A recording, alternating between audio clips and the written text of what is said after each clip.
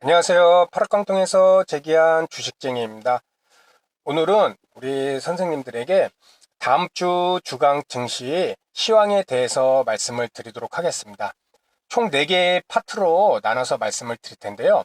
첫 번째는 다음 주 주요 경제지표 발표 일정, 두 번째로는 각 증권사별로 다음 주 추천 종목에 대해서 말씀드리고, 세 번째 파트에서는 주요 기사로 본 국내 증시의 스와트 분석을 통해서 말씀을 드리도록 하겠습니다.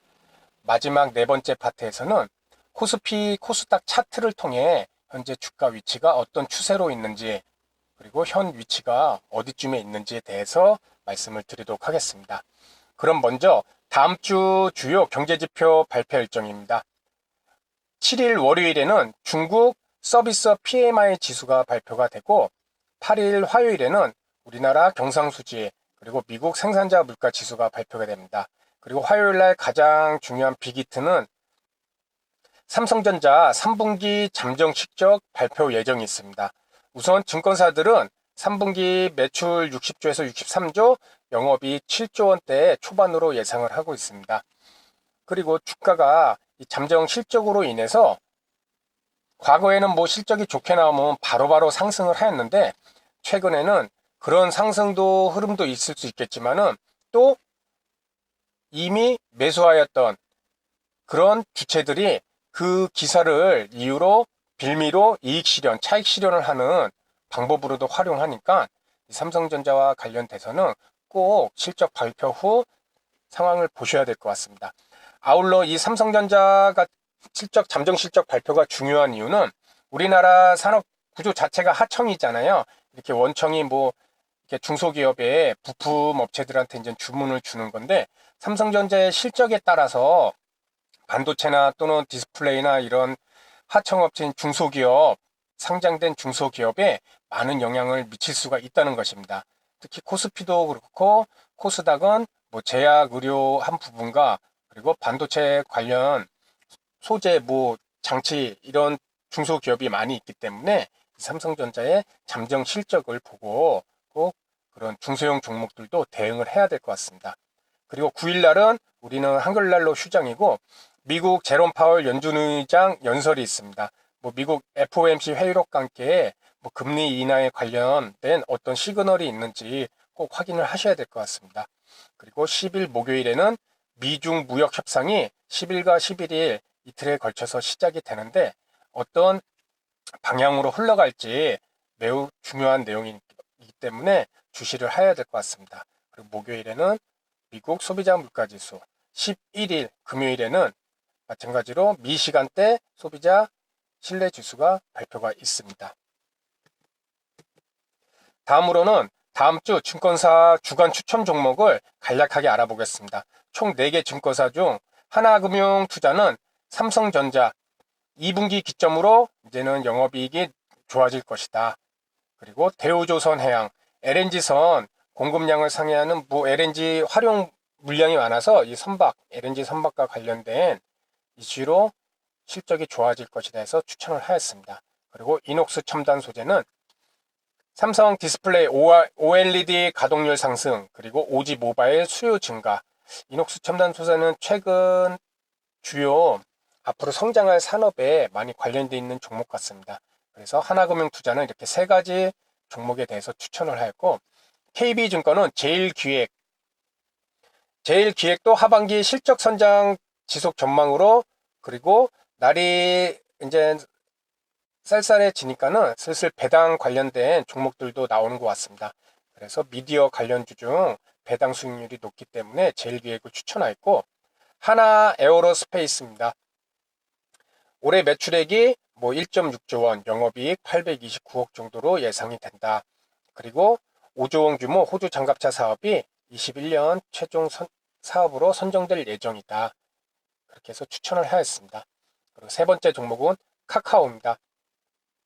카카오톡 비즈보드 톡보드가 이제는 본격적인 매출 기여에 해서 성장이 가속화될 거란 전망하고, 그리고 카카오페이가 이제는 내년에 흑자 전환 가능할 것이다. 그래서 KB증권이 추천을 하였습니다.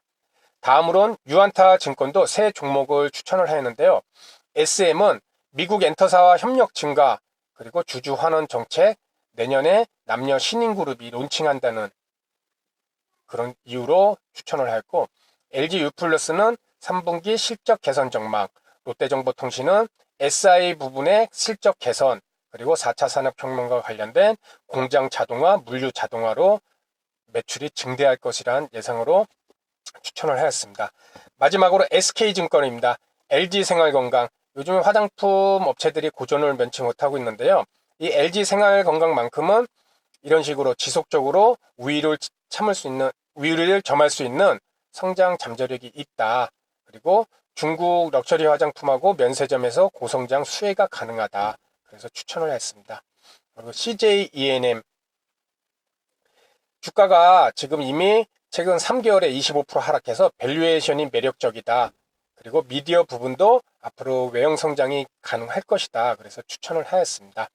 마지막으로 SK증권은 기아차, 우호적인 환율, 수출 환경의 우호적인 환율과 그리고 해외 공장, 인도, 멕시코 공장 가동률을 상승으로 인한 외형 성장이 가능해서 기아차를 추천을 하였습니다.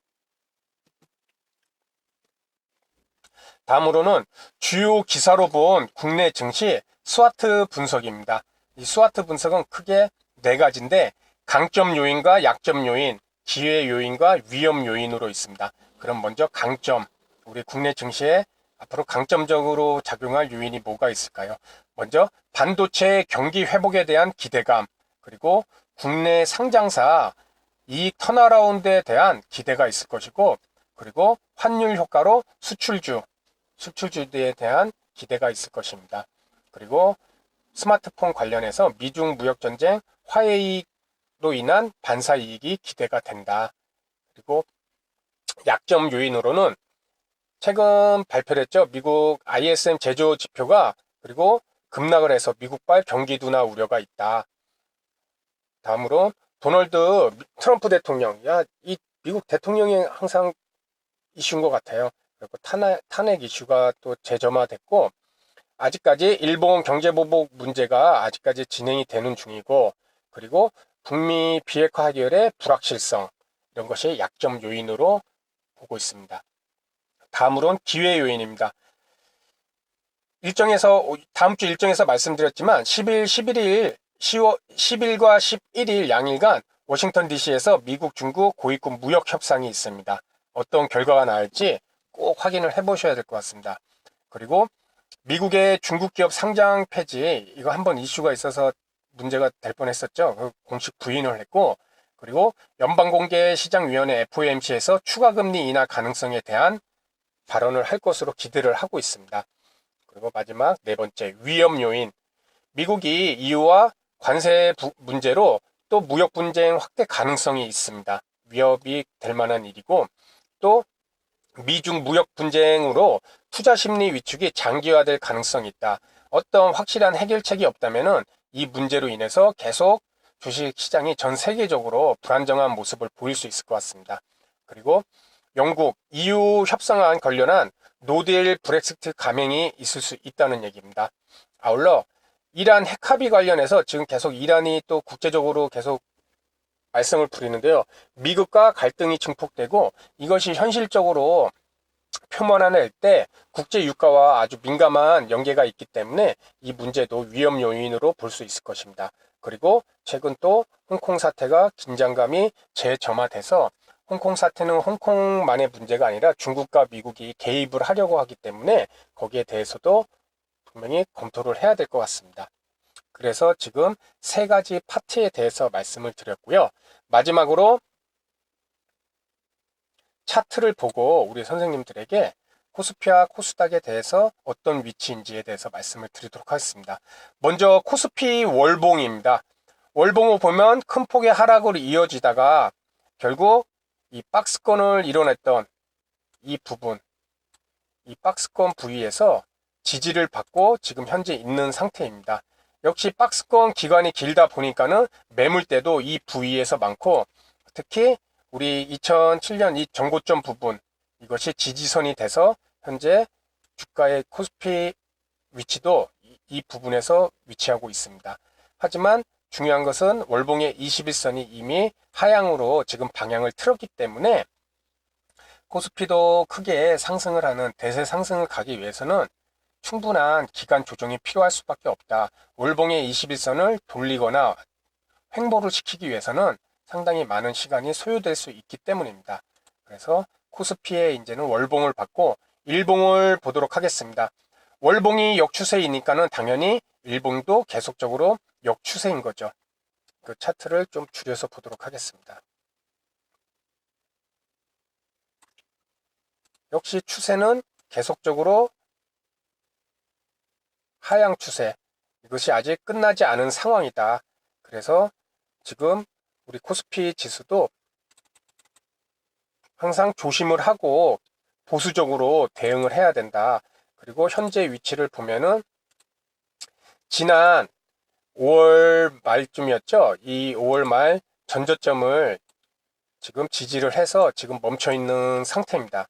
이제는 쌍바닥을 찍은 상태인데 이 상태의 이 그림을 보시면 우하향하는 이 추세, 그리고 지금 바닥, 다바닥을 만든 이 부분들, 이 삼각형이 지금 수렴하고 있는 상황입니다. 그래서 고점과 저점이 계속 줄어들고 있는 상황이고, 어느 시점, 여기 만나는 시점에서는 상승이냐 하락이냐 방향을 선정을 할 방향으로 추세가 전환될 것으로 예상을 하고 있습니다. 그래서 우리 코스피도 현재는 하락 추세이고, 지금 현재 전저점들을 기준 지지점으로 지금 버티고 있는 상황인데, 다행히 금요일 날 미국이 고용지표 개선으로 인해서 1점 중반대에 큰 폭의 상승이 나왔습니다. 그래서 우리도 미국 시장과 다르지 않다면은 그 시장의 영향으로 월요일에는 어느 정도 반등을 예상해 볼 수 있을 것 같습니다. 이 차트 모양과 함께 외국인 기관이 우리 코스피에서 어떤 매매 형태를 보였는지에 대해서 말씀을 드리도록 하겠습니다. 지금 외국인의 모습을 보면은 우리 선생님도 보시면 알겠지만 매도 우위입니다. 순매수 추이를 봤을 때 금요일에도 한 1490억 매도를 했고, 그리고 이렇게 계속해서 순매수가 줄어들고 순매도량이 늘어나는 상황이고, 기관 같은 경우는 9월 중순부터 연기금이 주가 방어를 하는 차원에서 연기금이 계속해서 꾸준히 매수를 하였습니다. 그리고 주가가 하락하니까 역시나 우리 개인 투자자분들이 지금 10월 2일, 10월 4일 날 큰 폭의 하락하는 물량을 받아주고 있는 상황으로 나왔습니다. 그래서 이 매매 동향만으로 봤을 때도 아직 마음을 놓을 수 있는 그런 시기는 분명히 아니다. 어느 정도 기간 조정이 필요하다는 얘기가 될 것 같습니다. 그래서 우리 코스피에 대해서는 받고, 다음에는 코스닥 지수에 대해서 먼저 보도록 하겠습니다.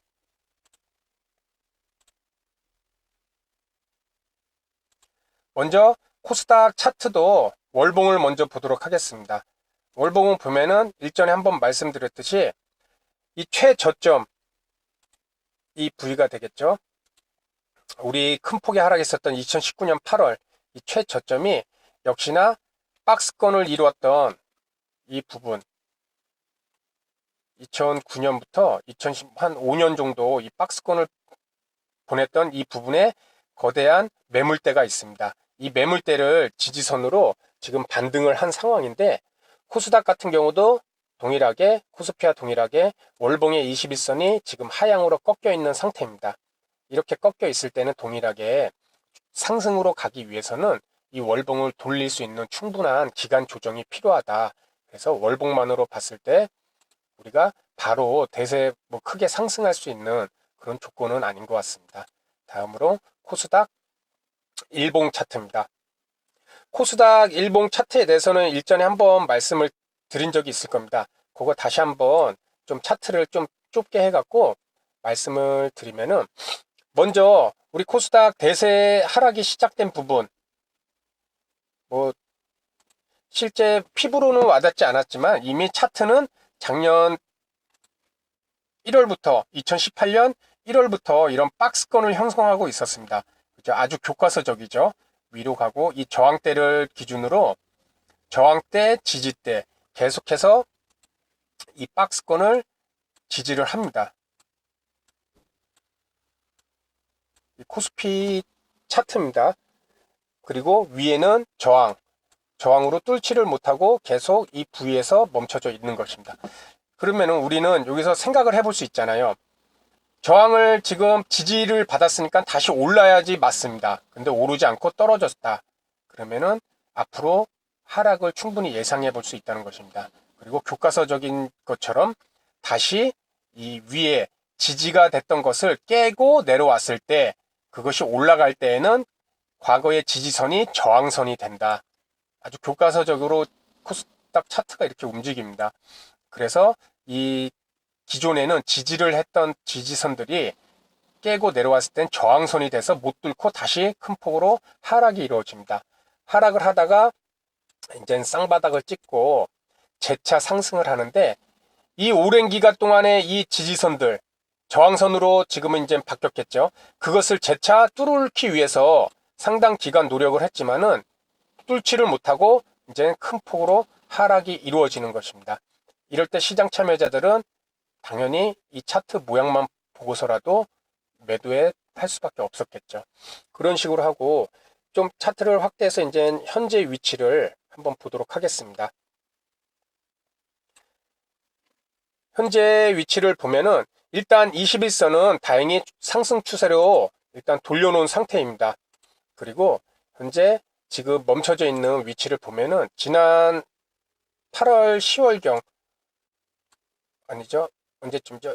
2018년 10월 30일경 큰 폭의 하락이 나왔을 때를 이 전저점으로 기준으로 해서 우리 현재 위치도 이렇게 멈춰져 있는 상태입니다. 현재 위치가 지금 있는 상태고 다행히 21선을 지금 하향 이탈했지만은 아직 상승 추세가 있고 아까 말씀드렸듯이 지난주 금요일날 미국이 큰 폭의 상승이 있었기 때문에 우리 코스닥 지수도 월요일날 어느 정도 상승을 예상해 볼 수 있을 것 같습니다. 다만 현재까지 코스피든 코스닥이든 계속해서 지금 하락 추세이다. 하락 추세이기 때문에 항상 보수적으로 매매를 하셔야 될 것 같고 지금 모든 이평선들이 지금 뭐 5일선, 21선 이런 단기 이평선들을 외에는 지금 다 지금 하향 추세로 돌아가 있습니다. 그렇기 때문에 이런 하향 추세들이 어느 정도 밀집을 하고 그리고 나서 상승을 해야 되는데 이것을 하기 위해서는 분명히 추가적인 기간이 분명히 필요하다. 그렇게 우리 선생님들도 이해하시면 될 것 같습니다. 그래서 오늘은 다음 주 한 주간의 증시 시황에 대해서 말씀을 드렸습니다. 우리 선생님들도 오늘 말씀드린 내용 잘 기억하셨다가 다음 주 매매하시는데 도움이 되기를 바라겠습니다. 다음 시간에도 실질적으로 도움이 되는 내용으로 인사드리도록 하겠습니다. 감사합니다.